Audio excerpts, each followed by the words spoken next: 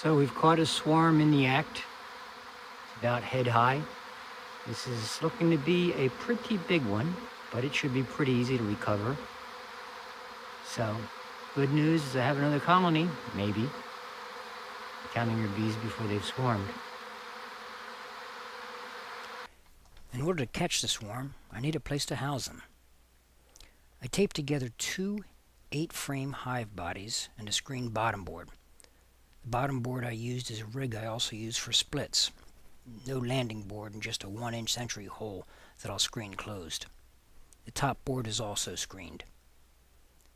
The hive bodies will be loaded with 4 frames, one with some honey, another of old dark brood comb, and 2 with 1/2-inch wax strips the bees can draw out as they need. Frames are nailed into place.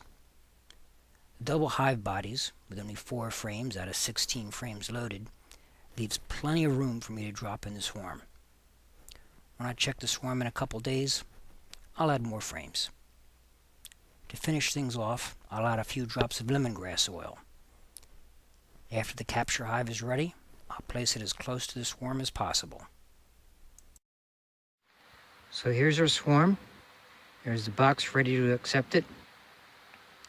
I've gone ahead and trimmed off any of the extra branches around, so I've got a clear shot at the swarm itself. The tree that the swarm is in, it's a sapling, it's not a big tree. Moving around a little bit, I was able to use the swarm buggy with its winch. A nice good connection in. Pulled the tree over a little bit, make my job a little bit easier. Next thing I'm going to do is just a couple of snips above the swarm itself and lower them straight into this box. That's the plan anyway. I love it when a plan comes together.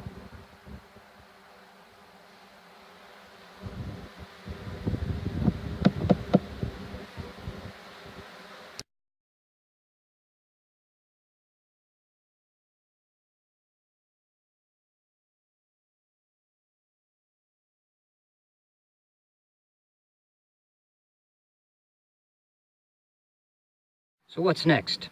All right, we've caught them. Now what? Well, when bees swarm, the last thing they do before they leave the old colony is to gorge on honey, so that when they get to where they're going, they're prepared to start house building and set in new comb and make a new place to live. And they're still in that mode where if I were to not lock them inside of this box, their scouts would find them, report back on a new location, and they'd take off. So now that I've got them in a box, I'm going to have to keep them in that box for a couple of days to the point where they're like, okay, this is home. We're going to start building wax in here. This is where we're going to set up shop. At that point, I could open them up and let them travel back and forth. But I think what I'll do is I'm going to move them to another bee yard, let them get established there. This is again after keeping them locked up for a couple of days. And then after a couple of more days, I'm going to check that there's a queen present. And then a few more days, I'll check to see that there are eggs.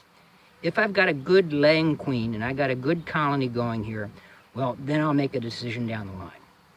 But for right now, for tonight, you can see I got them locked in with a ratchet strap. I'm going to move them into a secure bee yard. And then tomorrow morning, maybe even tonight, I'll move them off to my other bee yard, and that's will be their new home.